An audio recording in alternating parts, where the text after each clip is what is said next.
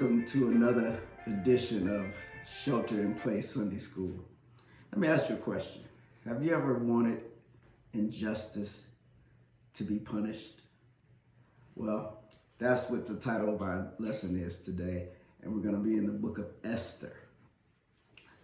But before we start our lesson, I would be remiss if I didn't pass along my condolences to Sister Shirley Williams, who lost our beloved Freddie Williams on last week. Freddie was the brother of the well-known Sam Williams from the radio station WDZZ, and he and his wife were faithful members of my Sunday school class, supporters every Sunday, and still to this day she encourages me daily. So Freddie, you're going to be missed. We love you, and I just appreciate all that you did to support me and this Sunday school ministry.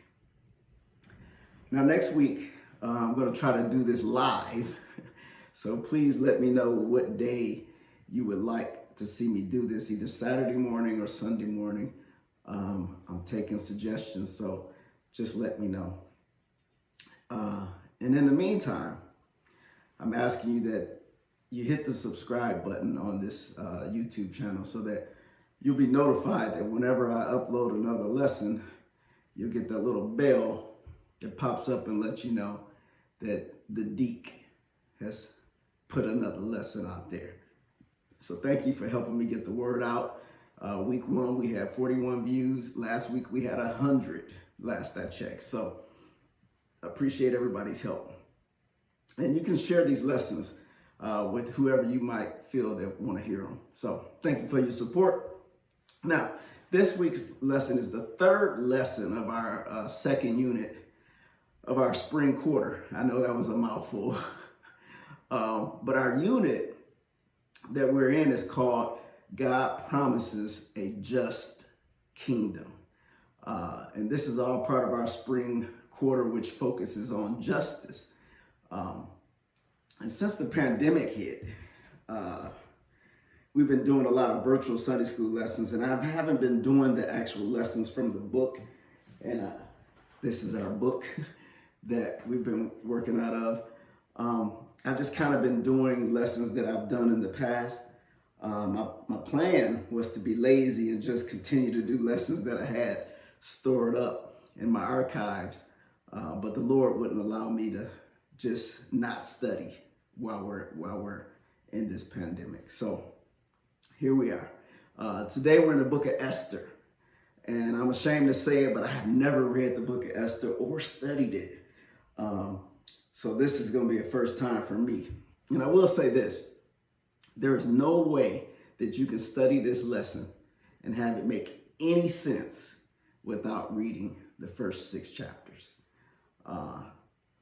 I'll do my best to summarize it for you, for those who didn't read the first 6 chapters, because I would hate for you to stop watching this video just because you didn't know what I was talking about.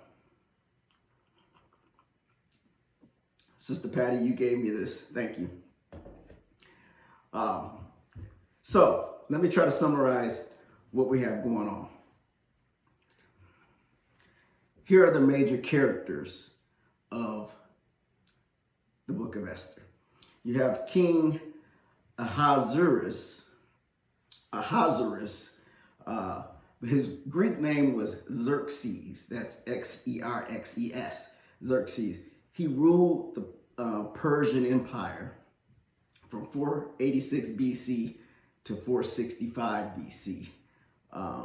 The book Esther kind of presents him as a weak king, ruled by his passions and easily manipulated. He spent many years fighting the Greeks, and in the end, he lost. Susa was a city, not a character, but it was located in what we see today as part of Iran. It served as the King Xerxes' capital city. Then you had Queen Vashti. Vashti, excuse me. She was the queen at the beginning of the story. You have Mordecai. He was a Jewish man.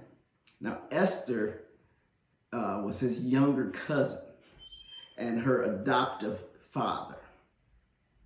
Then Esther, the main character, she was a beautiful Jewish woman who became queen after Xerxes had disposed of Vashti. Haman was Xerxes' chief advisor, who became Mordecai's mortal enemy.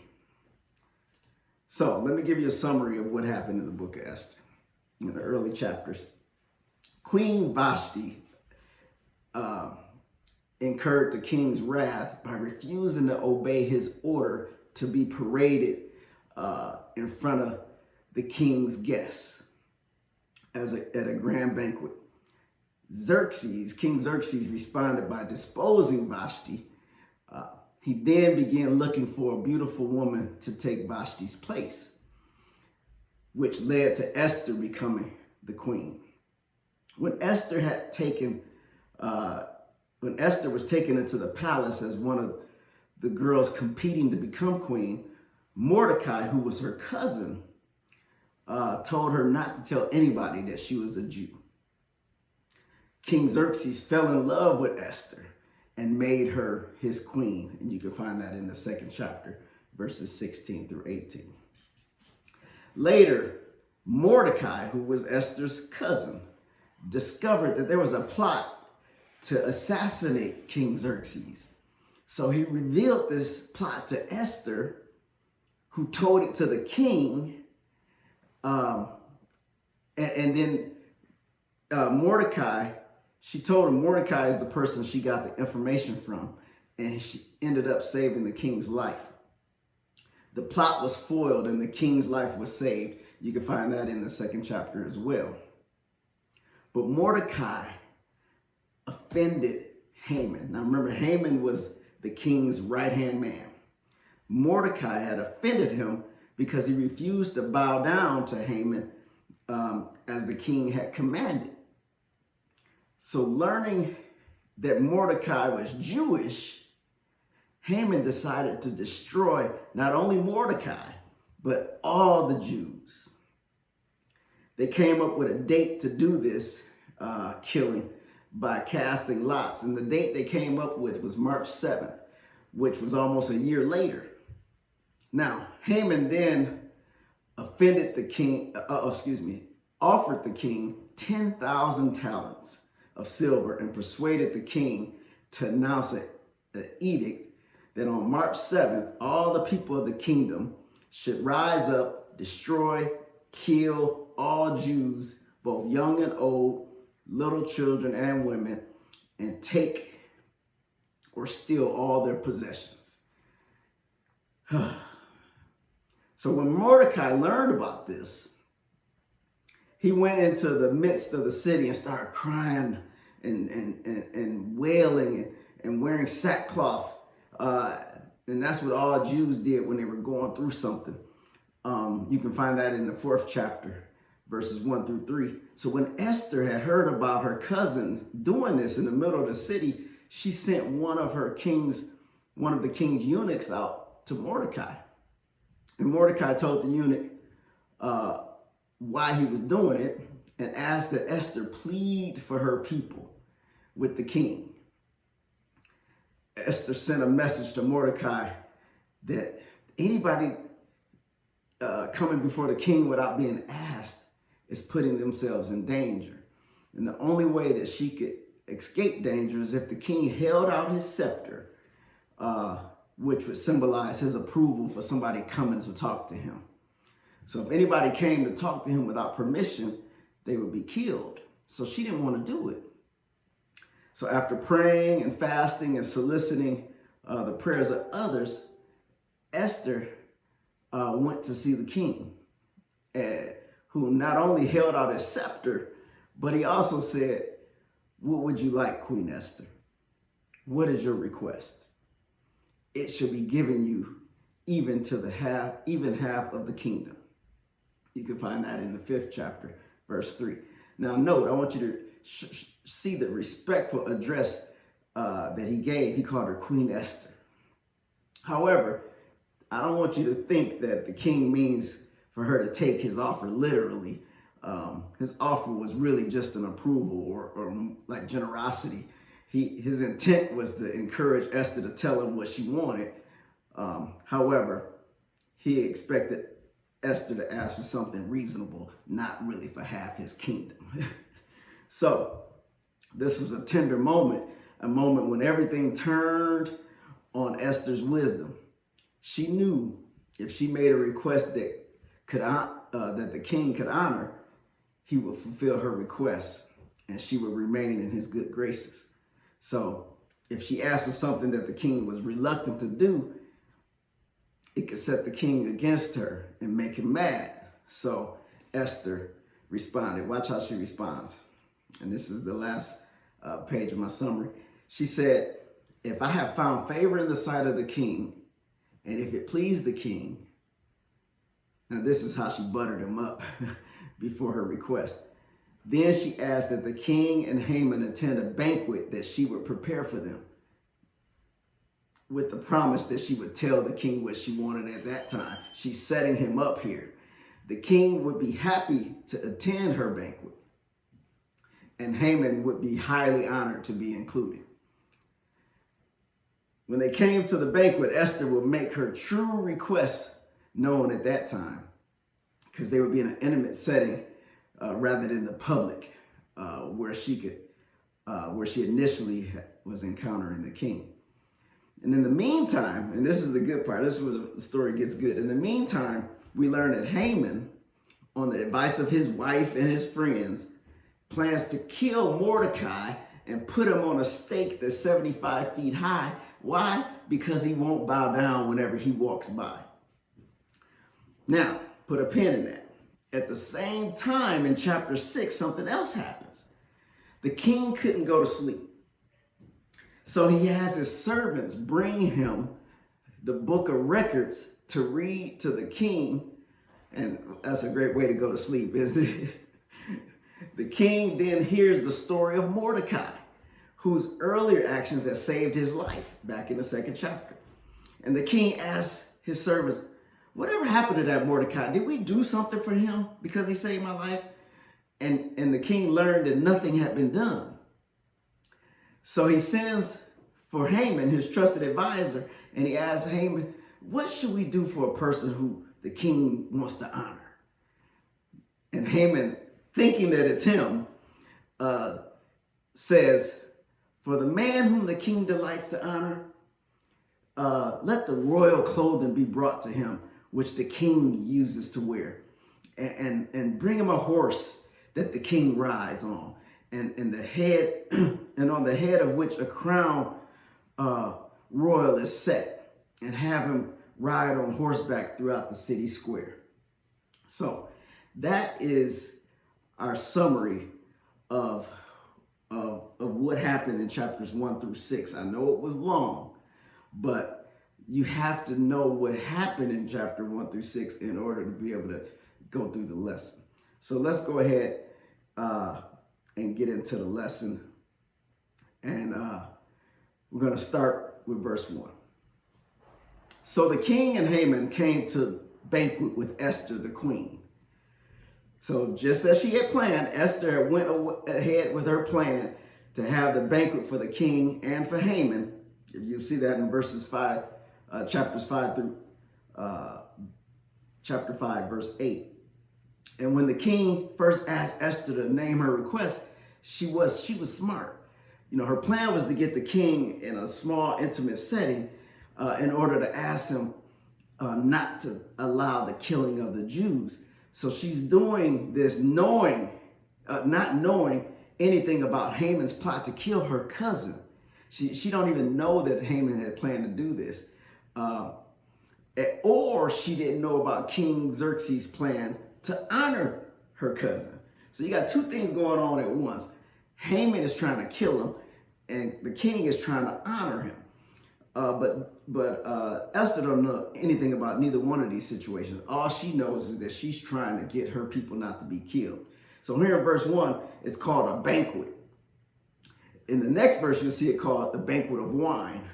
And so I think she put a delay in telling the king what she wanted, to give the king time to keep wondering what she wants. But two important things that have happened in the interim between the time she asked for the banquet and making her request known. I got to remind you. First, Haman, I told you, had erected a stake in the ground to impale Mordecai. Ding, ding, ding. The word of the day comes early this time in verse 1. The word of the day is impale, I-M-P-A-L-E. Impale means to pierce or transfix with a sharp instrument. So his plans, Haman's plans, were to impale Mordecai on a 75-foot high stake in the air, kind of like a human scarecrow, I guess. But secondly, and most importantly, the other thing that happened is the king couldn't sleep. And I kind of told you about this in my summary. The king couldn't sleep one night. And what's the best way to put you to sleep when you can't go to sleep, when you can't go night-night? Have somebody bring you the book of records of everything that has happened during your kingship. The king wanted to have the history books read to him so that he could go to sleep.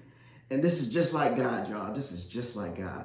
He is listening to the history books of his kingship, and he gets to the part where Mordecai warns him that somebody was trying to kill him.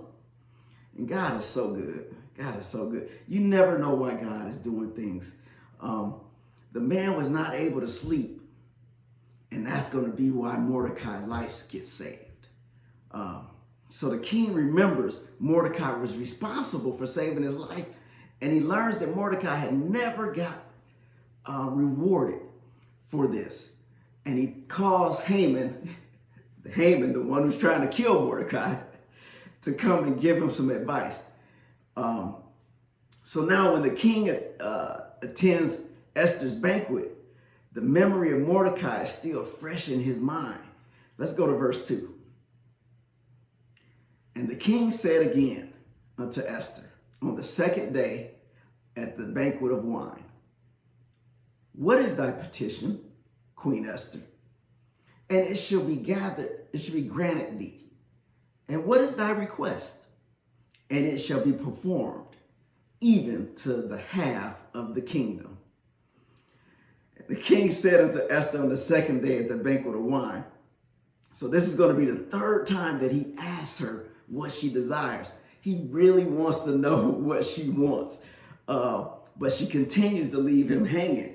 And y'all know when someone tells you they have something to say, but they keep making you wait. I don't know about y'all, but it drives me nuts. I can't stand when somebody says, I'll tell you later. I'll tell you later. Man, I can't deal with it. Anyway, but here for the third time, the king says the exact same thing. What is thy petition, Queen Esther? And it shall be granted thee. And what is thy request? And it shall be performed, even to the half of the kingdom. But as long as the request was reasonable, she probably, now I told you in my summary that I'm sure he is in no way, shape, or form going to give her half the kingdom. Nope. Now I told you in the summary that he wasn't going to give him that. But as long as the request was reasonable, she probably was going to get it. Now, mind you, Esther was fine as frog hair, y'all. Esther was fine. And you know frog hair is fine. So, which is unfortunate because every time I think of the word Esther, I think of Aunt Esther on Sanford and Son. So we got this one, I won't go there. She has the king right where she wants him. And let's not underestimate the role that God is playing in all of this, because it's he who's pulling all the strings in the background. It's he who softened the king's heart. is him who's using Esther to save all the Jews and all the people in Persia. So he says, ask what you want. I'll even give you half my kingdom. I'm telling you, Esther had to be a bad mama jamma. Let's move on to verse 3. Then Esther, the queen, answered and said, if I have found favor in thy sight, O king, and if it please the king, let my life be given me at my petition, and my people at my request. I know this is a hard read, but I'll try to make some sense out of it for you. Then Esther, the queen, answered and said, now, before I talk to you about what she said, I'm going to have to say that she probably had just got done listening to that gospel song by the Gospel Music Workshop of America. Most of you know that group is GMWA. The song is called Order My Steps in Your Word. You know, order my steps in your word, dear Lord. Lead me, guide me every day. You know that song. Well, the second part of that verse, the song talks about God controlling their tongue. So I just thought about that because look at how she talks to the king. She sat back and let God guide her tongue. She props the king up real good here. She says, if I have found favor in thy sight, O king.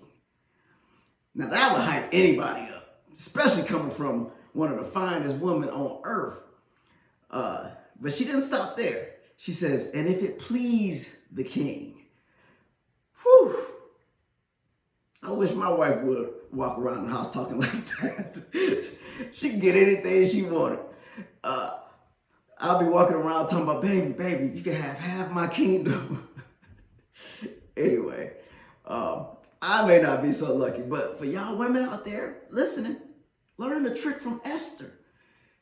While you sheltered in place, walk around the house and say things like, if I have found favor in thy sight, or if it please you, Big Daddy. Anyway, let me get off my fantasy island. Anyway, back to the lesson. She butters the king up, and then she finally gives him her request. She says, let my life be given at my petition. And that's a fancy way of saying, don't let me die. But then she finishes up with, and my people at my request. So basically, she asked the king if she would spare her life and all her people, meaning all the Jews that were in the land, because they were supposed to all get killed on March 7th of the following year. So even though the king had ignorantly granted this decree to Haman, it was still in effect. And I want you to notice two things here. I want you to peep this out. One, she takes the king's words and uses them in her answer to him. Because in verse 2, he says, what is thy petition? And then he follows it up with, what is thy request?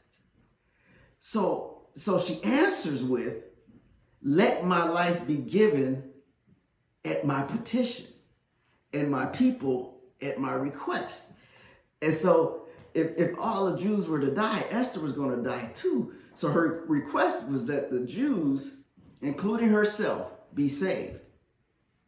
Now here's the second thing I want you to see. And I want you to be real honest. If you had a genie in a bottle and it said you can have whatever you want, wouldn't you throw in a little extra? I mean, come on. I mean, seriously. She could ask for all the riches. She could ask for honor. She could ask for some high positions for her friends. But she kept her request just as she had intended. A brother like me, we were having some second thoughts. You know, I mean, obviously, she had already found favor with the king because he's telling her she can have whatever she wants. So I would have thrown in, you know, some Gucci, some Burberry, you know, something. Anyway, she keeps it honorable. And she not only asks for her life to be spared, but her people as well. Let's go to verse 4.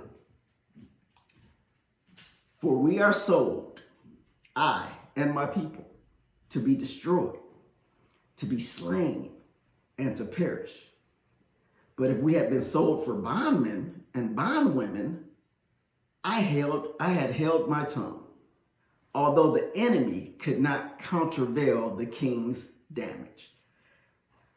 That's what I tell you. It's hard to read from the King James Version sometimes because it's hard to just put all of that into English. But I'll break it down for you. Now, she says, she gives a little background to her request. That's what she's doing. Because I know the king is like, why is she asking me for her life to be spared and her people to be spared? So she says, for we are sold, I and my people, to be destroyed, to be slain, and to perish. Now, I know this sounds wordy, what she said, but she's showing the king the destruction that her and her people face. But again, she's using the precise words of the decree that was written. If you go back to chapter 3, verse 13, you'll see that the decree was written in that exact same way about killing and destroying and perishing all the Jews. I'm not going to read it for you, but if you hit the pause button, go back to chapter 3, verse 13, you'll see that. And notice she also uses the term, we are sold. She does this because Haman gave the king 10,000 talents in order to allow him to write the decree. So all this is because Haman gets mad because Mordecai won't bow down to him when he walks by. And people get so stuck on power. I'm telling you, they have power, but they get mad when somebody else doesn't acknowledge their power. It's an ego thing. And I mean, you got people who act like that all the time, whether it's at work or if it's at church, or a preacher would get mad because you don't say Reverend so-and-so or Pastor so-and-so. We got to be comfortable in our own skin. If you, the executive director of something, then just know that that's what you are. You don't have to have somebody act like that every time you walk by. Granted, Mordecai probably should have done what was the custom, but Haman shouldn't want to wipe out an entire nationality because Haman won't bow down. I digress. Anyway, she goes on to say, but if I had been sold for a bondman and bondwoman, I had held my tongue. So basically what she's saying here is that if the decree was simply that they would be put into slavery, she wouldn't even come to the king with it. She wouldn't even waste the king's time. And she said, I would have just rolled with it. Even if I do think that putting us into slavery was still unreasonable, but I would have rolled with it. So bondmen and bondwomen means slaves. That's what that means when you read that. So Esther's trying to put this thing in perspective for the king. She says, if you made us slaves, at least you could get some return on your investment. But if you kill all of us, then you have all these dead people. And the 10,000 talents that the king received from Haman is trivial compared to what he could get if he just put them into slavery. You just imagine all the taxes that the Jews would pay this year and pay next year. Or imagine all the goods that you could make them produce if you put them out on working in farms or whatever you did.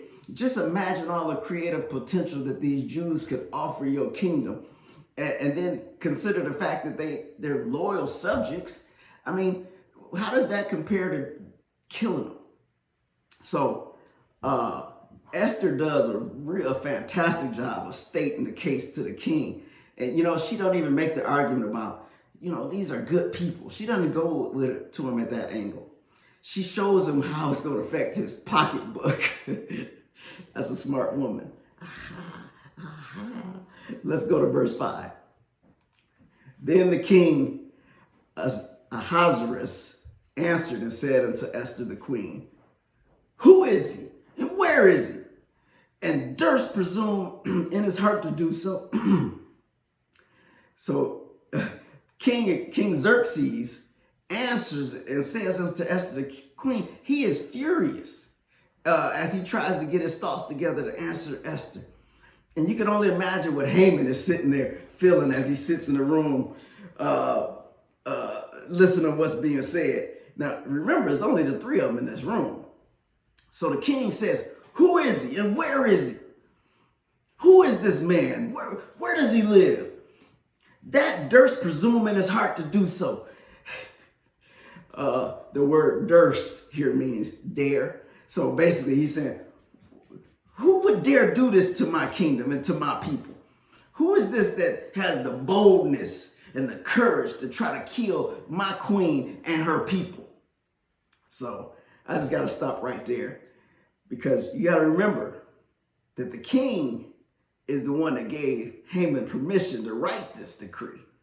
So either he forgot that he gave Haman permission to write this decree for 10,000 talents, or if he remembered, he is now pissed. Can I say that on a church video? I don't know. That he was drawn into something like this. And I would probably throw in for free that he most likely didn't know that Esther was a Jew. So remember, Mordecai told her to keep that a secret. Let's go to verse 6. And Esther said, the adversary and the enemy is this wicked Haman. Then Haman was afraid before the king and the queen. Oh boy. So Esther said, the adversary and the enemy is this wicked Haman. You could almost hear, like on a television show, dun, dun, dun, dun. And so Haman was not only an enemy to her, but her people. And in reality, he was an adversary to the king, because it was him that convinced the king to do this, to kill all the Jews. And this was going to jeopardize his revenue stream as well as his reputation. So he wasn't a friend to the king either. And I want you to remember, all people who claim to be close to you and loyal to you don't always mean you any good, because Haman was the king's right-hand man, but yet he's putting his financial and his reputation at stake for his own personal gain. And people will sell you out. People will put their self first before they look out for anybody else. And excuse me for getting on my soapbox, but that's exactly what's going on with this COVID-19 situation, where people are only looking out for themselves. You see people out, no mask. You see people out gathering. You see people out protesting, and people are only looking out for themselves. Christianity is a others religion. It is a selfless religion. It is a practice of helping one another. And when you only care about yourself, and only care about your family, and only care about your job, and only care about your 401k, and only care about your health, then we have totally gotten away from why we decided to follow Jesus. To pick golf over lives, or to pick your second home over lives, is utterly selfish. To say your freedoms are being taken away is selfish. And it's a disgrace to the God that provided you the grace to be born here in America, to have these freedoms to begin with. What do I mean? It was by the grace of God that we were born in the United States of America, where we can have freedoms. But now you want to take that same grace that you were given and use it as a reason not to look out for your brother. That's why I posted this week on my Facebook page, I am my brother's keeper. Because if it wasn't for the grace of God, I wouldn't even be born in a place that has freedoms like we have. And I'm not going to take that grace that God gave me and then not give it to somebody else. Let me get off my soapbox. Esther points the finger at Haman. She points to the wickedness of Haman. And the verse says that Haman was afraid before the king and the queen. Shoot, I would be too.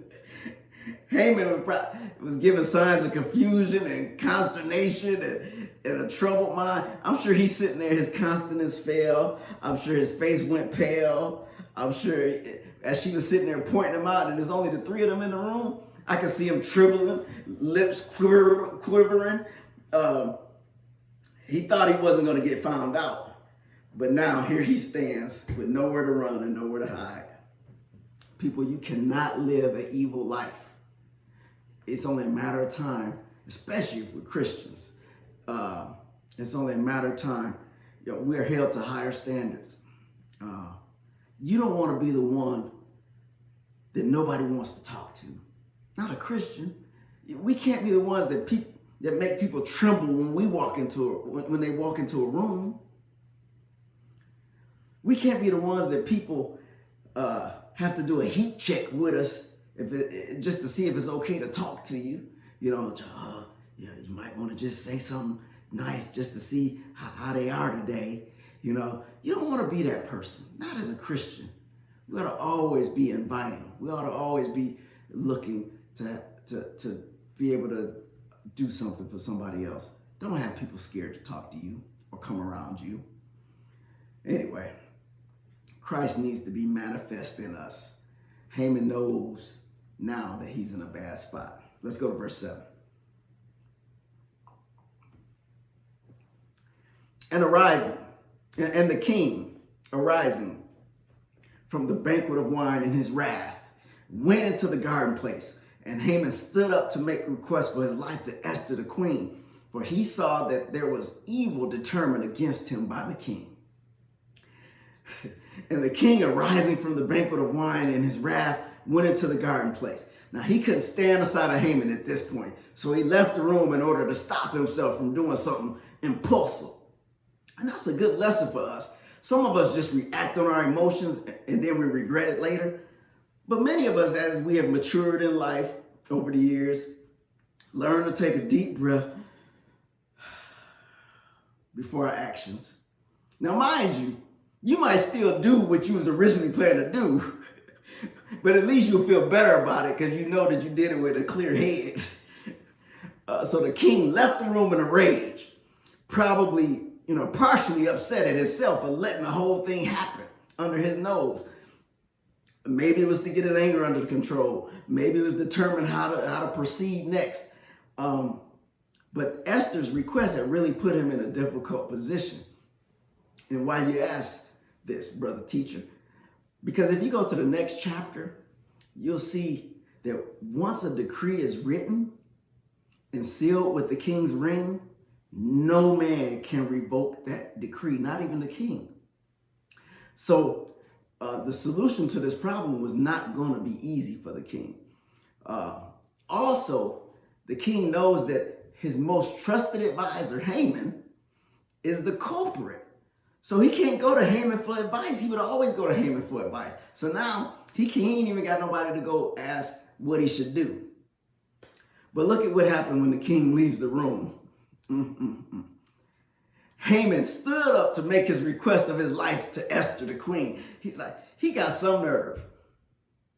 Up until 10 minutes ago, he wanted all Jews killed because they were Jews. Now you begging a Jew to spare your life. For what? Out of the goodness of her heart? You want her to act in a way that you refuse to act. People trip, I'm telling you. He begs for his life from the queen. He wants her to go to the king on his behalf because he knows that his only hope is his only hope because the king, he can't go to the king for himself. So he begs her to go to the king. And why? Let's look at the last part of the verse. For he saw that there was evil determined against him by the king. He could see it on the king's face. The countenance of the king's face was full of rage.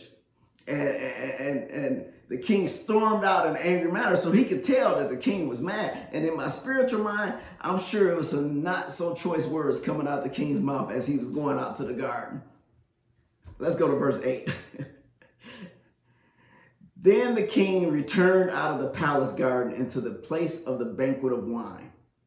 And Haman was fallen upon the bed whereon Esther was. Then said the king, will he force the queen also before me in the house? As the word went out of the king's mouth, they covered Haman's face. So The king returned out of the palace garden to the to the place of the banquet of wine. So he returned to the room, maybe had a little cooler head, maybe a little composed than how he left. And Haman was fallen upon the bed whereon Esther was. Now this ain't a bed like, in the sense of the word we think of, but it was probably more like a couch or a recliner, which was custom back then in that in those Eastern nations at that time. So Haman fell down on his knees, probably at her feet, and probably grabbing her ankles, begging her. Whatever the position was, it didn't look good to the king when he walked back into the room, because to him it seemed like Haman probably was trying to hurt the queen, which caused the king to say the following words. He said, "Will he force the queen also before me in my house?" The king couldn't believe his eyes, and he probably didn't believe Haman would be so dumb, as you'll see from the next part of the verse. But look what happens when he comes back into the room. It looked like Haman was attacking Esther. And since he already wanted her killed, he wasn't sure if Haman was trying to kill her or not. So as the word went out of the king's mouth, they covered Haman's face. Who is they? The servants who are now present in the room, they covered his face as a man who's unworthy to see the light of day. They covered his face, which was kind of common back then when you were being taken to your execution or something like that. You would be covered up. The king was so angry, he didn't want to see this man's face anymore. Let's go to verse 9. And Harbona, one of the chamberlains, said before the king, "Behold also the gallows 50 cubits high, which Haman had made for Mordecai, who spoken good for the king, standeth in the house of Haman." Then the king said, "Hang him thereon."